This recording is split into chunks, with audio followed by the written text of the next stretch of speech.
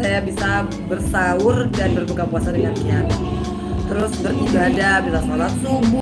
Lebaran bersama keluarga usai 10 tahun di penjara, Angelina Sondag tak beli baju, sebut seadanya saja.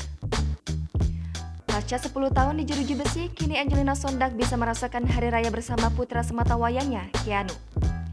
Dilansir dari kanal YouTube Nitnot pada Jumat 29 April hari ini, Angelina mengaku hari raya tahun ini bisa dijalani bersama Keanu. Tak hanya itu, terkait membeli baju jelang datangnya Hari Raya Idul Fitri, Angelina mengaku hanya mengenakan baju seadanya yang didapatkan dari hasil endorse. Usai keluar dari penjara, nampaknya kini kehidupan Angelina ingin sederhana dan menjadi lebih bijak dalam masalah pengeluaran uang. Tak hanya itu, Angelina mengaku bahwa dirinya masih mengenakan sepatu yang sama seperti 10 tahun yang lalu. Ia mengaku pasca bebas dari penjara, ia belum membeli baju dan sepatu baru. Kendati demikian, Angelina Sondag mengaku sangat bersyukur dirinya dapat mendapatkan baju dari pemberian orang lain.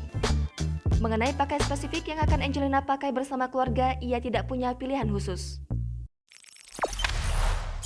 Jangan lupa subscribe, share, komen, dan like ya!